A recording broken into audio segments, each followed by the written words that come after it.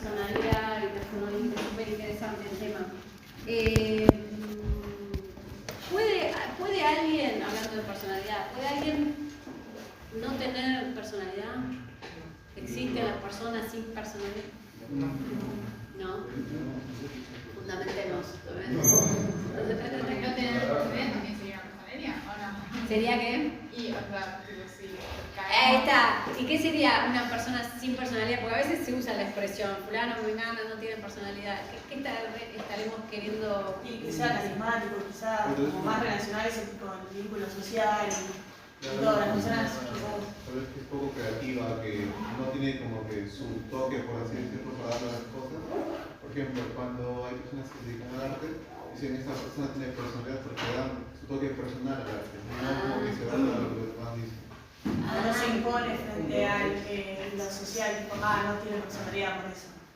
Claro, que imita a otras personas, ¿no? Que se mimetiza o que se entra en simbiosis con otras personas. Aparte está como muy metido el tema de personalidad con algo más individual, como destacar algo y tal vez no es así, qué sé yo. Tipo, se dice que alguien no tiene personalidad porque no destaca en algo, que capaz la persona sí destaca, solo que no ve esa parte de la persona que está diciendo que no tiene personalidad. ¿Me explico? Claro.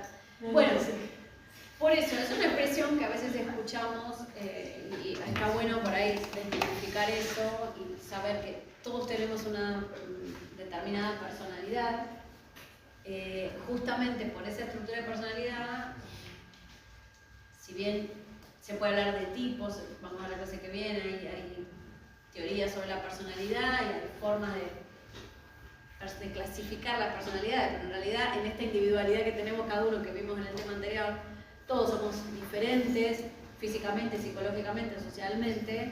Desde el punto de vista de la personalidad también podemos tener similitudes, pero afortunadamente tenemos diferencias, todos somos diferentes, y cada uno de nosotros tiene una personalidad, no existe no tener personalidad. En todo caso, alguien puede expresar menos sus emociones, sus pensamientos, o tener estas conductas que son propias en algunas etapas de la vida, es como en la adolescencia, bueno, al momento de la niñez, esto de mimetizarse con el otro, ¿no? Cuando uno está como muy metido ahí en el grupo de pares y varios hacen las mismas cosas o tienen los mismos gustos durante un tiempo y las mismas elecciones, bueno, eso no significa que sean todos iguales.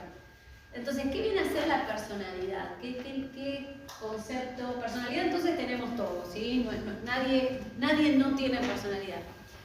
¿Y qué es la personalidad?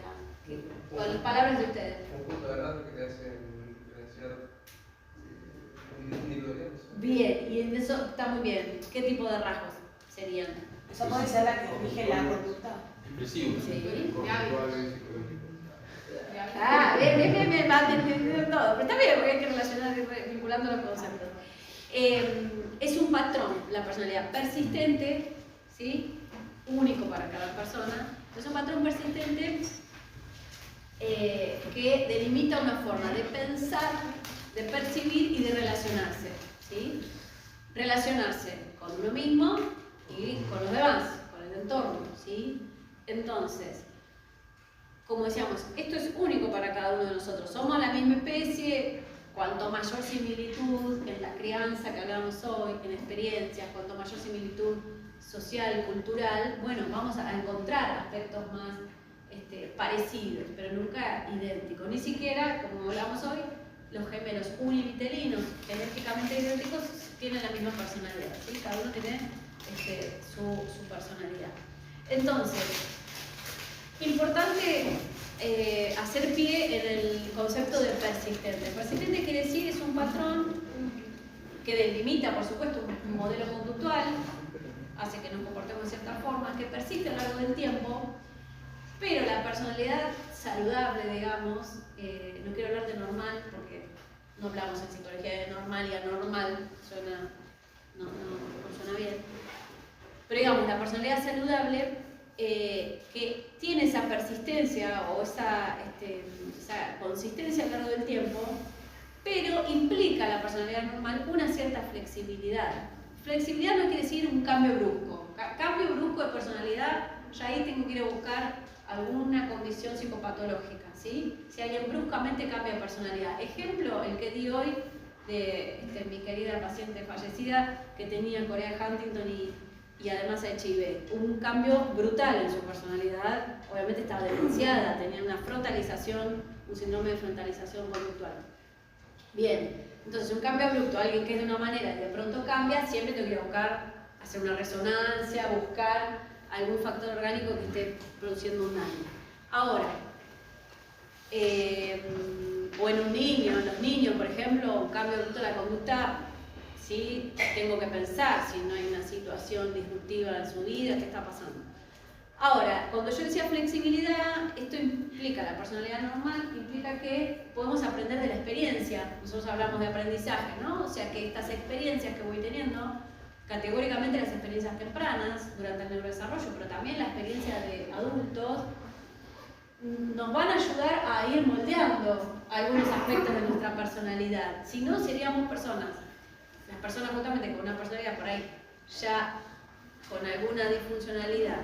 No hablamos de complejidades, pero quien tiene mucha rigidez cognitiva, no solo por cuestión cognitiva, sino como ya estructuralmente en su personalidad, cierta rigidez, y son personas que reiteran, perseveran en las mismas cuestiones y no pueden aprender de la experiencia, ¿sí? Hago esa aclaración porque cuando hablamos de patrón persistente no significa patrón rígido, ¿sí? Entonces, es normal, digo porque también uno escucha habitualmente, sobre todo en las peleas de pareja, esto es típico, no me digan si no, parejas de un tiempo, vos cambiaste, ¿no? Se acusan uno al otro ante una separación, acusan al otro de los cambios, ¿sí? Y bueno, y puede ser, no quiero meter en situaciones particulares, pero digo en las generalidades, y las personas crecemos y aún de adultas, podemos cambiar de motivaciones, podemos cambiar de intereses, y es normal que eso suceda, ¿sí? No nos va a gustar lo mismo toda la vida, no vamos a necesitar las mismas cosas toda la vida, ¿sí? Porque vamos creciendo, vamos madurando, vamos haciendo experiencia, ya les estoy dando un argumento para cuando nos peleen. Bueno, si tienen que romper una pareja, ya está. No siempre funciona, pero bueno, digo, es normal, no nos gustan las mismas cosas a los 15, a los 20 años que a los 50 o a los 60, ¿sí? Porque la experiencia de vida nos va haciendo ver las cosas tal vez de otra manera, ¿sí? No necesariamente de manera opuesta, pero esa experiencia nos ayuda a establecer prioridades, ¿no? No nos preocupan las mismas cosas cuando vamos creciendo, ¿sí? No sé, antes de tener hijos y después de tener hijos, por ahí cambian nuestras prioridades, ¿sí? Entonces, estos cambios cognitivos que vamos teniendo no son necesariamente negativos, al contrario, significa que estamos pudiendo capitalizar esa experiencia de vida e ir haciendo alguna remodelación de algún rasgo de personalidad, qué sé yo, alguien que por ahí, sin llegar al extremo de la impulsividad tremenda, pero alguien que tiene una tendencia a decir enseguida lo que piensa, lo trabajamos conductualmente con los pacientes, si alguien, no estamos hablando, no necesariamente hablo de alguien que tenga una complejidad en su personalidad, pero ustedes vieron, hay personas que naturalmente son más de respuesta más rápida, un poco más impulsivas, sin entrar en el terreno de la gravedad. Igualmente esto a veces se vuelve en contra porque enseguida expresan lo que piensan y de pronto no se toman ese tiempo de reflexionarlo antes, o son personas que por ahí quedan muy expuestas, porque enseguida dicen lo que están pensando. Está bueno decir lo que uno piensa, pero uno va aprendiendo con la edad a esperar y uno aprende lo que se llama asertividad, desde las teorías cognitivas, ¿no? Esto de que cuando uno se expresa, cómo lo dice, también el cuándo, ¿sí? Entonces, es lo que digo, cómo lo digo y cuándo lo digo.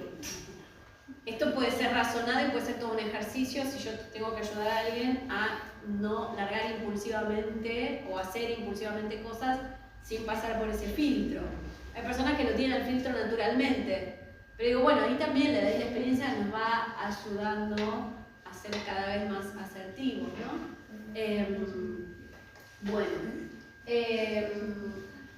Ya estamos casi entrando en la hora, pero sí. Tenemos que continuar entonces con personajes fundamentales. Vamos a ver la clase que viene, arrancamos con el grupo y después vemos lo que nos queda de personalidad. De personalidad, ustedes cuando lean el tema y cuando lo estudien, prioricen, van a ver que hay un montón de teorías de la personalidad. Como les digo siempre, es como cuando hablamos de las perspectivas de la psicología, no es que unas anulan a las otras, todas son importantes. Algunas teorías son más modernas o más nuevas, entonces vamos a sobre todo focalizar las teorías de los rasgos, ¿sí? Como la teoría de Eysenck, que son las teorías más nuevas, ¿sí? De la personalidad. Bien, bueno, nos queda comunicación, lenguaje y hablar un poco de personalidad, un montón. Ustedes tuvieron una cursada acortada encima, porque de los 6 encuentros